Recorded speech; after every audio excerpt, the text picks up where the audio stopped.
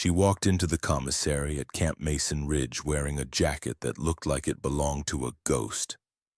The sleeves were frayed, the fabric faded from olive to a dusty khaki, and what used to be patches were now nothing but threadbare shadows clinging to memory. Most people didn't look twice, but two young lieutenants did.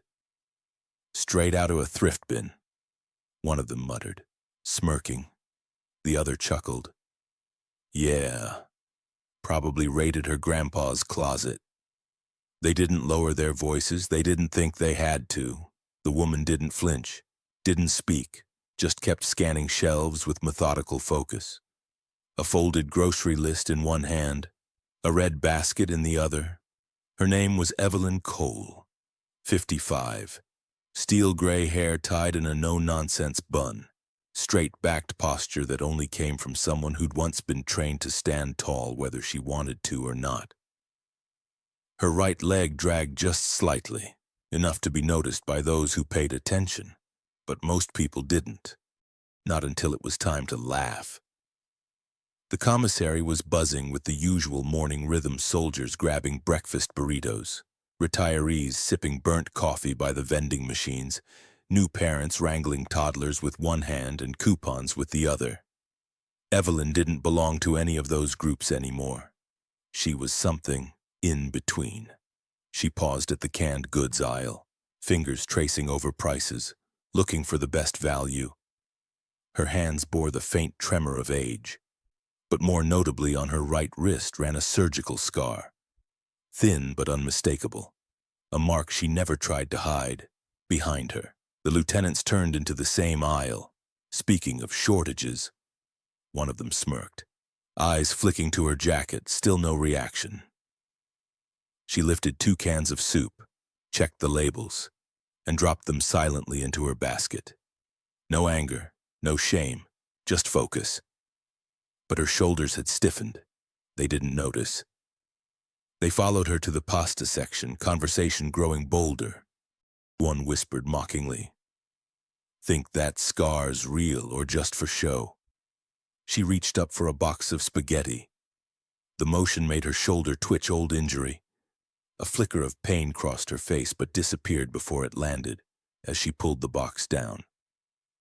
Something slipped from the inside of her jacket, a worn photo, barely visible before she tucked it back.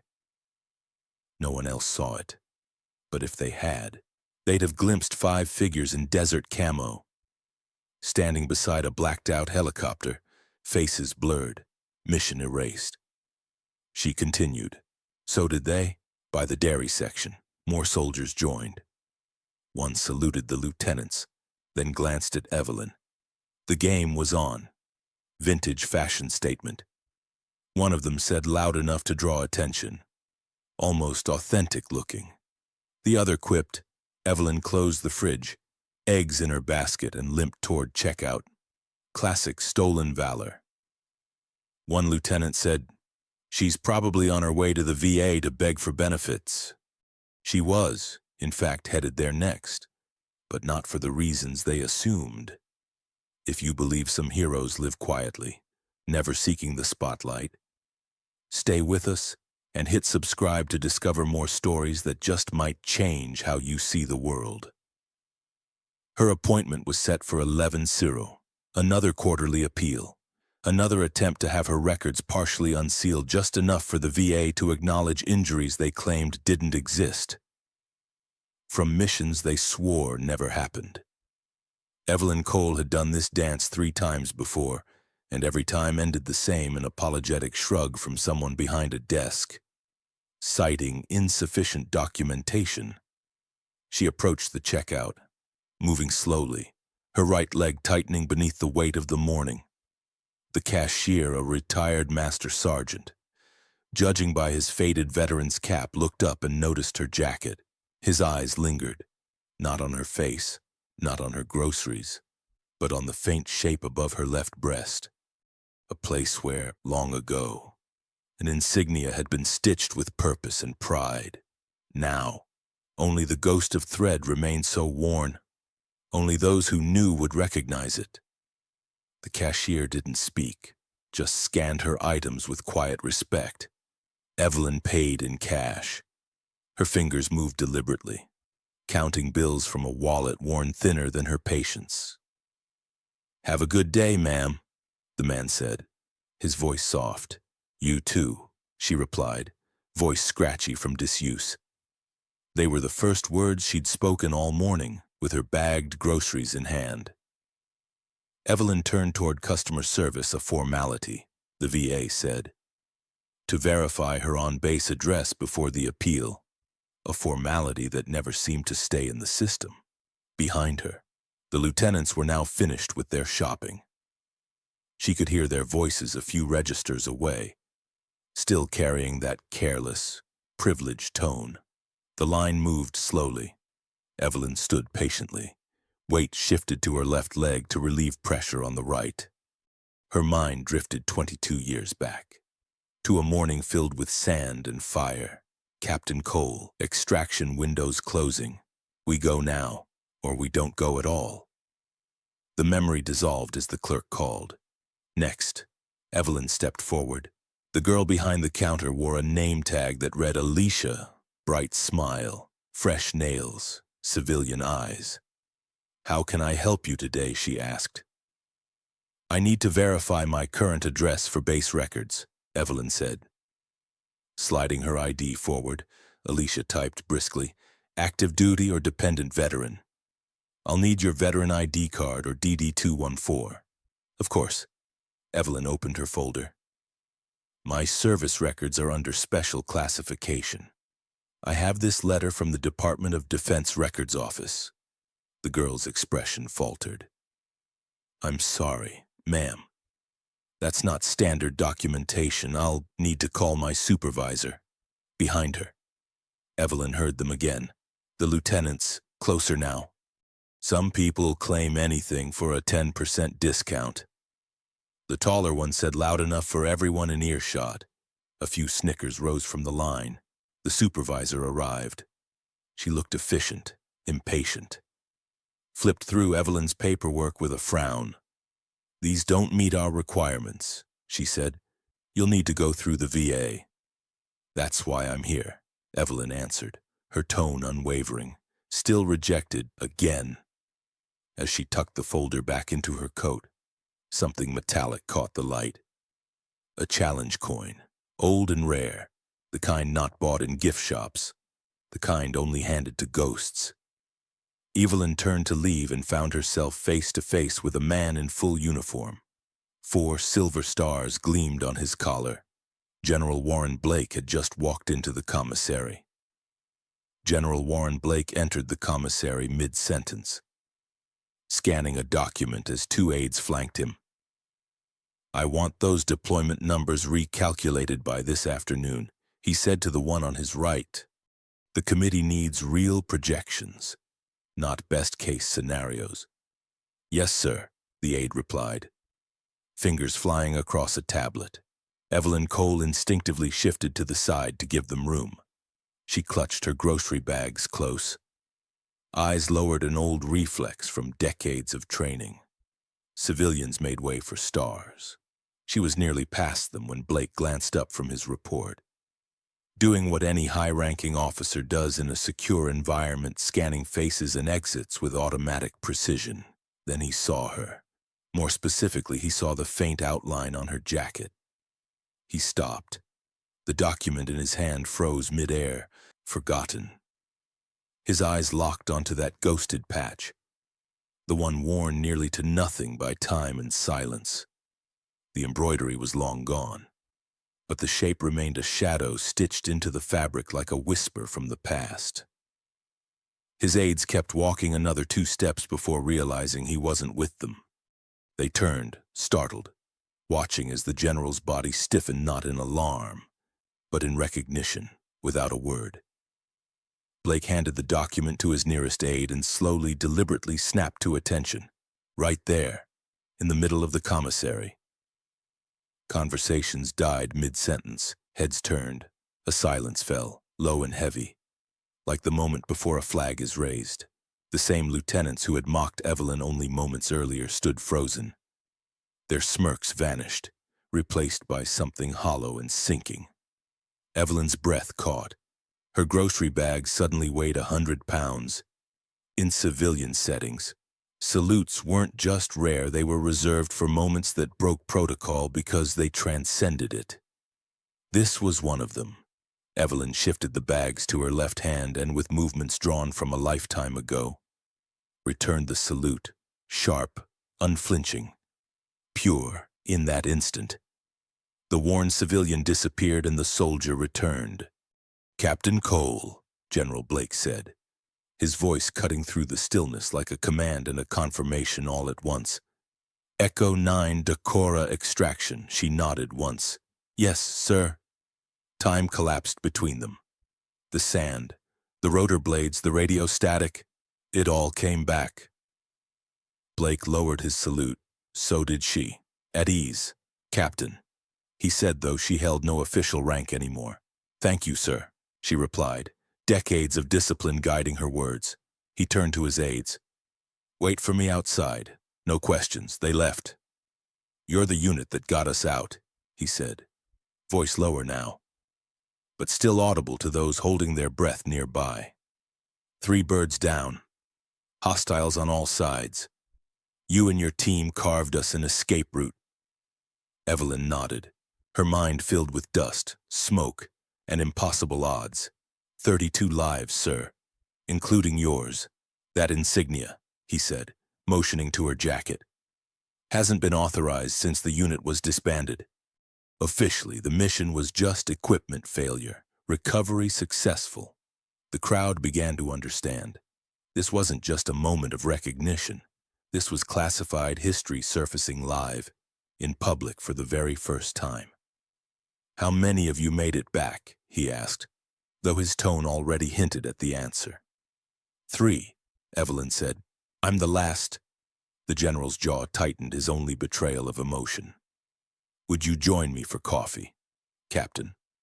"Of course, sir," as they moved to the cafe in the corner.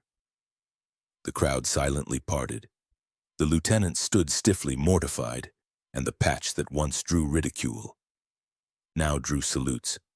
"We tell the stories time tried to forget. If this one moved you, consider subscribing to help us honor those who deserve to be remembered." They sat in a quiet corner of the commissary cafe, far enough from the gawking crowd that the air could settle again. The young airman behind the counter looked like he might forget how to pour coffee in front of a 4-star general. "Black," General Warren Blake said. "The same," Evelyn Cole added. When the airman retreated, Blake leaned forward. His voice dropped not in secrecy, but in sincerity. "I've often wondered what happened to your team after the debrief. Everything went dark so fast. I couldn't access a single page after that. That was the point." "Sir," Evelyn said evenly, "Echo 9 ran under triple-blind protocols, mission files, team composition, even our existence was compartmentalized." Blake nodded slowly. "It worked. That operation kept a diplomatic nightmare from turning into a war." Their coffees arrived, set down with trembling care. The moment the airman left, Blake asked, "What brings you to Mason Ridge? Captain, last I heard, you'd retired out in Colorado." Evelyn took a sip before replying, "Medical appeal." Her tone was professional, but the frustration beneath it was unmistakable. "I've spent years trying to get the VA to treat injuries they're not allowed to acknowledge." Blake understood immediately. Catch-22 of the highest order, yes. "Sir, my leg and shoulder were both damaged during the Decorah extraction. The records exist. They're just locked." His expression hardened. "That ends today." He pulled out his phone and dialed without hesitation. "This is General Blake. I need immediate action on a personnel file." "Yes, that clearance level. Authorization Sierra 9 Delta 40 Tango." He paused. "Declassify everything related to Echo 9 Division. Personnel injuries from Operation Decorah, 2003. Priority directive." Another pause. His voice sharpened. "Yes. I understand the protocols. Override them. This is a direct order. He ended the call and set the phone aside. Bureaucracy moves slow, but my office doesn't. We'll expedite everything we can. You're not staying invisible, Captain. Not anymore. Evelyn held her composure, but her hands tightened around the coffee cup. After years of silence, of knocking on locked doors, this moment felt unreal. Their conversation was interrupted by two familiar faces. The lieutenants. Gone was the swagger. Gone were the smirks. In their place, straight spines and nervous eyes. "Sir, request permission to speak," the taller one said. Blake looked to Evelyn. She gave a small nod. "Granted," Blake replied. They turned to her. "Ma'am," the first began, voice cracking slightly. "We owe you a sincere apology. There's no excuse for the way we spoke to you or about you," his companion added. "We judged what we didn't understand. It won't happen again." Evelyn studied them a moment, then said simply, "You couldn't have known. That was the whole point of units like mine. We operated in shadows so others could work in the light." "That doesn't excuse us," the taller one said, remorse evident. "We let the uniform blind us." Blake nodded, a lesson worth learning early. "Return to your duties," he added, dismissing them as they left. Something began to shift in the room. Veterans approached quietly, not interrupting, just nodding. A hand on the shoulder, a simple thank you. The woman who had walked in invisible was now impossible to ignore. Blake turned back to her. "That jacket, it wasn't standard issue." "No, sir," Evelyn said, fingers brushing the worn fabric. "It belonged to Major Dean Whitaker, our unit commander. He didn't make it out. I've kept it ever since." Blake exhaled. He was one of the best. He gave the order for us not to come back, held the perimeter himself. "And you've carried his memory," Blake said softly. "It's all that made it back," Evelyn replied. "Besides the tags." He gestured to the worn patch. "I'm surprised you still wear that visible." "Even now," Evelyn offered a rare smile. "Time did that. The stitching faded just enough that only someone who knew would ever notice. I've kept the original," she added quietly, "along with everything else." Blake leaned back. "Some things you don't need to see to remember." Just then, the customer service supervisor appeared, visibly flustered. "General Blake, I wanted to apologize for earlier. If there's anything we can do to support Captain Cole." "There is," Blake said coolly, "but it'll be handled at a higher level." The supervisor backed away quickly. Evelyn watched with quiet amusement. Funny how fast things change when a general's involved. "Rank has its privileges," Blake admitted, "though in this case it's just fixing what never should have been broken." He checked his watch. "I've got a briefing in 20 minutes, but I want you in my office afterward. We've got more to fix than just your file." "That's not necessary, sir." "It absolutely is," Blake said. "Your team saved lives, including mine. Some gratitude should never stay classified." 3 months had passed, but the morning rhythm at Camp Mason Ridge hadn't changed. Recruits jogged in cadence past raised flags. Orders barked from barracks windows. Engines hummed to life like clockwork. And yet for Evelyn Cole, everything was different. She still wore the same olive jacket. Only now, it had been carefully restored. The Echo 9 patch, once nearly invisible, was back where it belonged, subdued, but unmistakable. Beneath it gleamed a small presidential unit citation pin, 20 years overdue. Her limp was lighter now. The VA treatments fast-tracked after her meeting with General Blake had begun to help. Not perfect, not pain-free, but healing. At last, as she moved through the aisles of the commissary, Evelyn noticed something else had changed too. The looks, no longer smirks or second glances. Now, it was nods, quiet acknowledgments, respect. At checkout, The same cashier from before greeted her with a smile. Good to see that patch getting the respect it deserves. Good morning, Master Sergeant, Evelyn replied, a warmth in her tone. You know, he added, scanning her items. We always suspected what that faded spot meant. But you don't ask unless someone wants to tell you. Evelyn smiled faintly. Thanks for the discretion, as she turned. A young woman approached, early 20s. Sharp eyes, Lieutenant bars catching the light. Excuse me, are you Captain Evelyn Cole from Echo 9? I am. The young officer saluted crisply. Lieutenant Sarah Mercer. 103rd Intel. I've been studying your unit's tactics. They've added parts of the Decora op to our manuals. Evelyn returned the salute, her movements instinctive. I'm glad the hard lessons weren't lost. They weren't, Mercer said, eyes earnest. I'm part of a team updating protocols, and I was wondering, would you speak to our platoon sometime? 20 years of silence wrestled with a new reality. Evelyn nodded. I'd be honored. Outside, sunlight cut across the pavement. A few soldiers straightened as she passed, not out of formality, but because they recognized what she wore, what she represented. A voice called from across the lot, General Blake, striding toward her.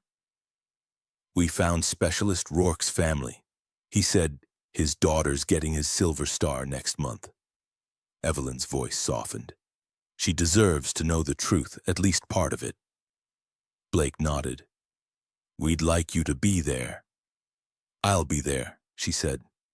Later, as she reached her car, Evelyn caught her reflection in the window. She looked taller. For the first time in decades, she smiled and meant it. She wasn't invisible anymore. She was seen, heard, remembered.